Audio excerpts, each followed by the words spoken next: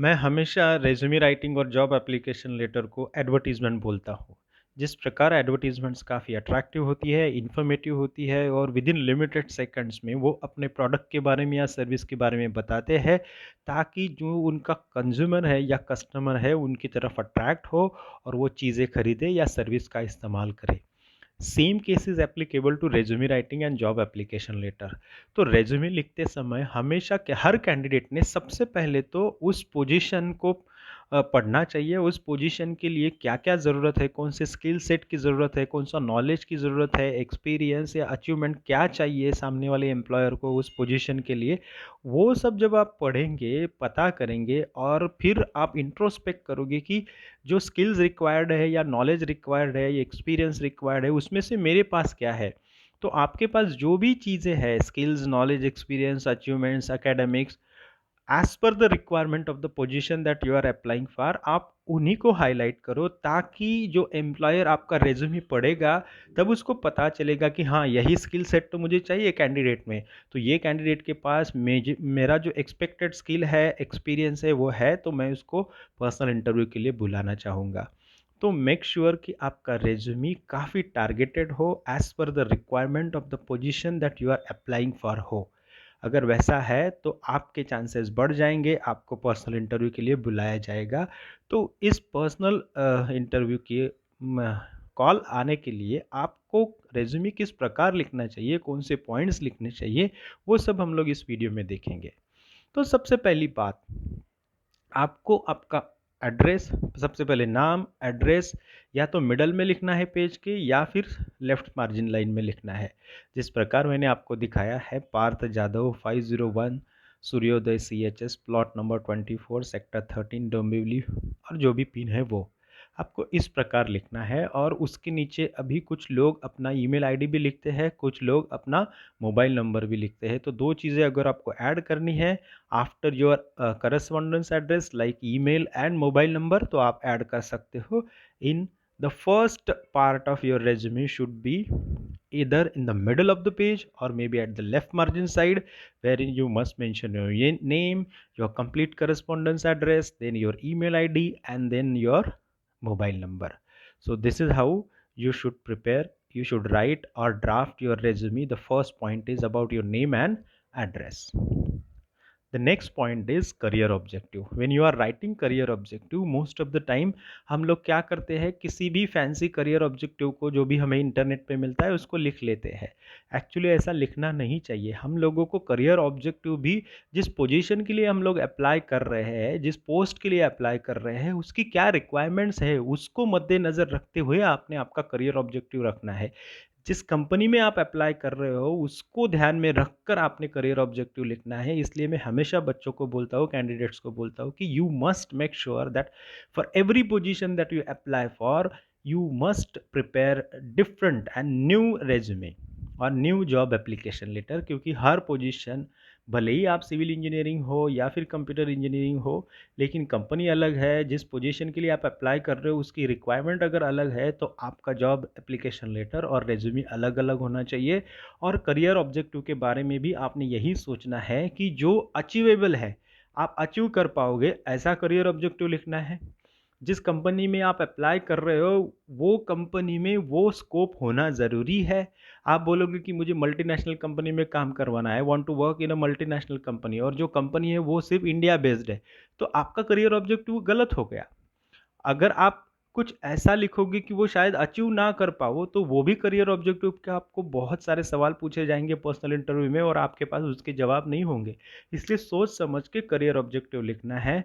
मैंने एक एग्जांपल के तौर पे दिया है, जिस पोजीशन के लिए अप्लाई कर रहे हो उसके अनुसार दिया है, to be a part of a construction house that deals basically in residential and commercial buildings. क्योंकि जिस पोजीशन के लिए हम लोग अप्लाई कर रहे हैं वो पोजीशन ही इस प्रकार की है कि साइट सुपरवाइजर सिविल इंजीनियर की ज़रूरत है।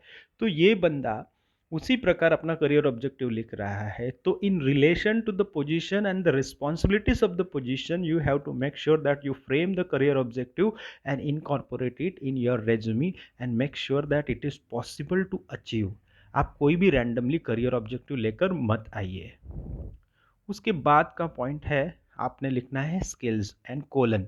अभी स्किल्स सबसे पहला पॉइंट मैंने इसलिए दिया है क्योंकि आपका एकेडमिक्स आपको सिर्फ एलिजिबल बनाता है किसी भी चीज़ के लिए। मैं मानो आपने डिप्लोमा किया है, डिग्री किया है या पोस्ट ग्रेजुएशन किया है, तो वो आपका एलिजिबिलिटी हो गया। लेकिन आपको उस पोजीशन के लिए डिज़र्विंग वही बनाता है जो है आपका स्किल, आपकी अचीवमेंट्स, आपका एक्सपीरियंस। तो सबसे पहले आपके पास कौन से स्किल्स है, और वो स्किल्स भी आपने उसी प्रकार हाईलाइट करने हैं कि जिस पोजीशन को आप अप्लाई कर रहे हो उस पोजीशन में वो रिक्वायर्ड है, वो बंदे से वो रिक्वायर्ड है कि ये स्किल उसमें होने चाहिए, वही स्किल आपने हाईलाइट करने हैं।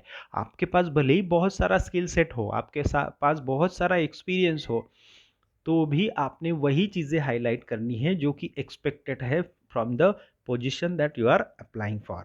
तो यहाँ पे मैंने कुछ स्किल सेट सिविल इंजीनियरिंग के लिए लेके आया हूँ। अगर आप कंप्यूटर इंजीनियरिंग के हो, आईटी के हो, केमिकल के हो, तो उससे रिलेटेड स्किल सेट आपको तैयार करना पड़ेगा, अर्न करना पड़ेगा। अगर आपके पास वो स्किल है तो डेफिनेटली आपको पर्सनल इंटरव्यू के लिए बुलाने के चांसेस बढ़ जाते हैं। तो स्किल सेट्स जैसे testing quality of building material, designing and drafting, proficiency in maths and physics, जो कि मैथ्स एंड फिजिक्स मतलब इंजीनियरिंग या फिर सिविल इंजीनियरिंग होता है, good communication skills, negotiation skill, time management and conflict resolution. So these are the required skill by the position that you are applying for, and that's why you are highlighting it in the first part. तो आपका जो पहला point होगा resume का वो होगा skills, उसमें आपने स्किल्स कोलन करके लिखना है इस प्रकार। उसके बाद आपका दूसरा पॉइंट होगा रिस्पॉन्सिबिलिटीज हैंडल, कि आपने एग्जैक्टली क्या किया है, कौन से रोल में आपने काम किया है, कौन सा एक्सपीरियंस है। जैसे कि रिस्पॉन्सिबिलिटीज़ हैंडल, इससे सामने वाले को पता चल जाएगा कि हाँ ये काम इसने किया है, तो इसको ट्रेन करने की ज़रूरत नहीं पड़ेगी, ये बंदे को पहले बुलाओ पर्सनल इंटरव्यू के लिए, ताकि इसने जो लिखा है सच में इसने किया है कि नहीं वो टेस्ट करे, और अगर इसने किया है, ये रिस्पॉन्सिबिलिटीज़ हैंडल की है, ये स्किल सेट उसके पास है, तो आपके सिलेक्शन के चांसेस भी बढ़ जाते हैं। इसलिए यहाँ पे कुछ भी फेक यानी कुछ भी झूठ मत लिखो, क्योंकि आप जो लिखोगे रेज्यूमे में उसके बेसिस पे बहुत सारे सवाल आपको पूछे जाएंगे। इसलिए मैं हमेशा कैंडिडेट्स को बोलता हूँ कि be cautious about what you write in your resume. If you are simply writing something false, something lie, तो आपके पकड़े जाने के चांसेस बहुत ज़्यादा होते हैं, और आप एक बार झूठे हो ये पकड़ा गया तो आपके सिलेक्शन के चांसेस ज़ीरो हो जाते हैं, नील। तो रिस्पॉन्सिबिलिटीज हैंडल में मैंने आपको एग्जैक्टली क्या लिखना है वो भी दिया है। जैसे साइट सुपरवाइज़र, ये रिस्पॉन्सिबिलिटी वो बंदे ने पहले हैंडल की थी। उसके बाद उसने डिज़ाइन किया था प्लान 20 स्टोरी बिल्डिंग का, उसने ब्लूप्रिंट तैयार किया था इंटीरियर का, resolve issues of site workers जो कि नेगोशिएशन स्किल्स वगैरह है, negotiated with building material suppliers, bargaining किया था, interacted with government officials to get CC and OC, that is commencement certificate and occupation certificate। तो ये बंदे ने ये सब रिस्पॉन्सिबिलिटीज़ इसलिए हाईलाइट की है क्योंकि वो रिक्वायर्ड है उस पोजीशन के लिए जो अप्लाई कर रहा है उसके लिए। तो आपने भी ये टारगेटेड रेज्यूमे इसी प्रकार लिखना है, इसी प्रकार आपके पॉइंट्स होने ज़रूरी है। उसके बाद है आपका ट्रेनिंग, इंटर्नशिप, एजुकेशन। जो फ्रेशर्स लोग हैं उनके लिए काफ़ी इंपॉर्टेंट चीज़ है, क्योंकि फ्रेशर्स के पास एक्सपीरियंस तो होता नहीं है, उनके पास अगर स्किल सेट उन्होंने अर्न नहीं किया है तो फिर वो लिखेंगे क्या। प्लस उन्होंने कुछ रिस्पॉन्सिबिलिटीज़ यानी काम ही नहीं किया है, तो रिस्पॉन्सिबिलिटीज़ और रोल्स तो उन्होंने किए ही नहीं होंगे, तो उनके लिए काफ़ी ज़रूरी होता है कि आपका एजुकेशन, मतलब आपने डिप्लोमा किया है, डिग्री किया है, कौन सी कॉलेज से किया है, कितने परसेंटेज है, इससे आपको पता चल जाता है कि आप कितने टैलेंटेड हो, मेहनती हो। कौन सा ब्रांडेड स्कूल या कॉलेज से आपने किया है वो भी पता चलता है। अगर अच्छी स्टैंडर्ड स्कूल या कॉलेज रहेगी तो वो भी पता चलता है कि हाँ यहाँ पे काफ़ी टफ कंपटीशन होती है बच्चों की, तो अच्छे ही क्रीम मेरिट के बच्चे ही आते हैं। तो ऑब्वियसली आपके लिए वो एडेड एडवांटेज होगा अगर आपने अच्छे कॉलेज से अगर डिप्लोमा और डिग्री किया है, तो वो आपने हाईलाइट किया करना है, आपकी यूनिवर्सिटीज़ हाईलाइट करनी है कहाँ से किया है, ताकि सामने वाले को पता चले आपने कौन सी ट्रेनिंग करी है, कहाँ पे इंटर्नशिप की है, कौन सी कंपनी में इंटर्नशिप किया है, वो भी मायने रखता है। क्योंकि आप फ्रेशर हो, आपको तो कुछ एक्सपीरियंस नहीं है, तो फिर आपने जो भी ट्रेनिंग किया है थ्रू आउट योर ग्रेजुएशन और डिप्लोमा, और आपने इंटर्नशिप कौन सी कंपनी में, कितने स्टैंडर्ड कंपनी में की है, वो भी ज़्यादा मैटर करता है, ताकि वो एम्प्लॉयर को पता चले आपके रेज्यूमे को पढ़कर कि इसने बढ़िया कंपनी में इंटर्नशिप किए है, तो शायद ये काम का आदमी हो सकता है जिसको हम लोग ढूंढ रहे हैं, तो इसको बुलाओ पर्सनल इंटरव्यू के लिए। तो आपने अच्छी ट्रेनिंग लेनी है, अच्छा एकेडमिक्स आपका होना चाहिए, अच्छे मार्क्स होने चाहिए, अच्छी कंपनी में आपकी इंटर्नशिप होनी चाहिए, वो आपके चांसेस बढ़ाएगी पर्सनल इंटरव्यू के और शायद सिलेक्शन के भी। देखो, आप कोई भी डिग्री कर दो, किसी भी art, commerce, science, engineering, medicine, आपको कंप्यूटर आना ज़रूरी है। तो आपने वो आपके रिज्यूमे में एक पॉइंट तो लिखना ही है कि आपको कंप्यूटर का क्या नॉलेज है, कौन-सा नॉलेज है, वो आपने हाइलाइट करना है in the point computer literacy. जैसे ये बंदे ने सी, सी प्लस प्लस और उसको कौन से एग्जैक्टली सॉफ्टवेयर आते हैं, वर्ड, एक्सेल, पावर पॉइंट, वो मेंशन किया है। And again this is as per the requirement of the position. और ऑब्वियसली आप कोई भी पोजीशन के लिए अप्लाई करो, computer literacy is the must nowadays. अगर आपके पास है तो अगेन आपके चांसेस पर्सनल इंटरव्यू के बुलाने के बढ़ जाएंगे। उसके बाद का पॉइंट है कॉम्प्लीमेंट्री कोर्सेज। हमेशा मैं जो भी डिप्लोमा और डिग्री के लोग होते हैं उनको बताता रहता हूँ कि आपको रेज्यूमे तैयार करना है, अर्न करना है जब आप कॉलेज कर रहे हो उसी वक्त। कॉलेज ख़त्म होने के बाद, डिप्लोमा और डिग्री होने के बाद अगर फिर से आप कुछ कॉम्प्लीमेंट्री कोर्सेज करने जाओगे तो आपके 6 महीने, 1 साल या 2 साल निकल जाएंगे। तो बेटर अपना जितना भी टाइम मिलता है आपको डिप्लोमा और डिग्री करते समय कुछ कुछ छोटे मोटे सर्टिफिकेशन कोर्सेज आपने करने हैं। ऑनलाइन बहुत सारे मूक्स, स्वयं, एनपीटीईएल के बहुत सारे, नीटर के बहुत सारे जो कोर्सेस है वो अवेलेबल है, आप लोग वो कर सकते हो। ये बंदे ने जो कॉम्प्लीमेंट्री कोर्सेज किए हैं वो भी आपके फील्ड के अनुसार किए हैं। ये बंदा सिविल इंजीनियरिंग का है तो उसने स्ट्रक्चरल सॉफ्टवेयर ट्रेनिंग किया है, कंप्लीट सर्वेइंग किया है, कंस्ट्रक्शन मैनेजमेंट किया है। This is all about civil engineering. तो आप अगर कंप्यूटर के हो तो आपने कंप्यूटर में कौन से कॉम्प्लीमेंट्री कोर्सेस है वो जानना ज़रूरी है और वो करना ज़रूरी है। आईटी हो या फिर केमिकल हो, मैकेनिकल हो, ट्रैवल एंड टूरिज्म हो, जो भी आपके फील्ड से रिलेटेड कॉम्प्लीमेंट्री कोर्सेस है, अपने टीचर्स से पूछो, यूट्यूब पे जाके चेक करो and do it at least 2-3 complimentary courses during your diploma और degree you should have done, ताकि आप रिज्यूमे में कुछ लिख सको और लोगों को पता चले, एम्प्लॉयर्स को पता चले कि इसने सिर्फ एकेडमिक्स ही नहीं कुछ अलग भी किया है, एक्स्ट्रा भी किया है, तो चलो ये काम का बंदा है, इसको बुला लेते हैं। Then comes languages known. भाई लैंग्वेजेस मतलब कंप्यूटर लैंग्वेजेस अलग होती है, C plus plus, Java and all.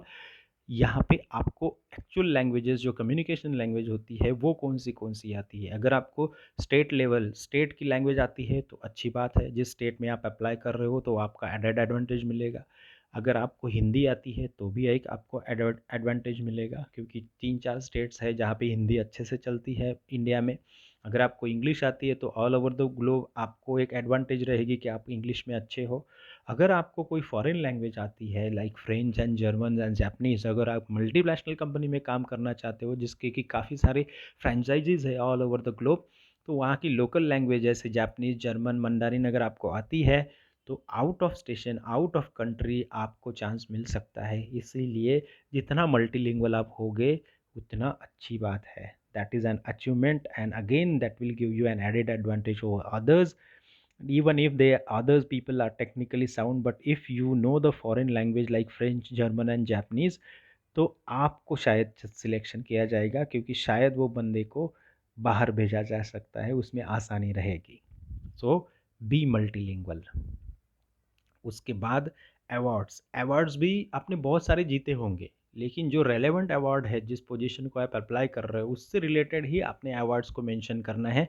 जैसे ये बंदे को इंजीनियर ऑफ द मंथ मार्च 2019 का मिला था, तो engineer of the month obviously उसने टेक्निकली कुछ अच्छा काम किया होगा, इसीलिए शायद उसको इंजीनियर ऑफ द मंथ का अवार्ड मिला है। तो उसने हाईलाइट किया है, दैट शोज़ आपका कैलिबर क्या है, आपने कितनी मेहनत करी है।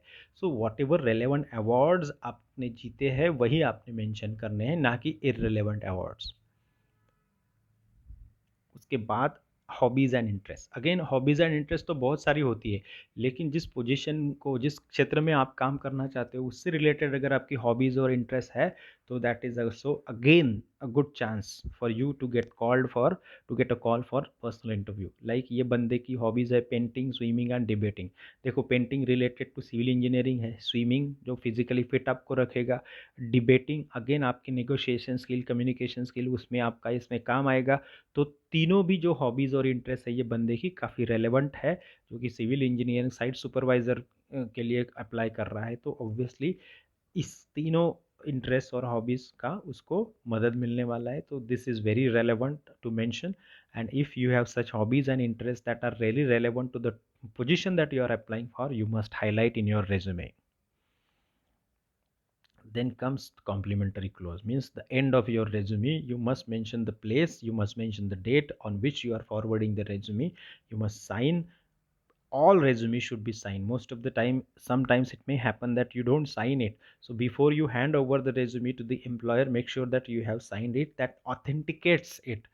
So you need to sign and you must mention your name, whose signature it is. So this is how the resume has to be made. Resume के जितने भी पॉइंट्स थे मैंने आपको मेंशन कर दिया है। इसी प्रकार आपको रेज्यूमे लिखना है, खुद का तैयार करना है, ड्राफ्ट करना है और सबमिट करना है। I wish you good luck, happy learning.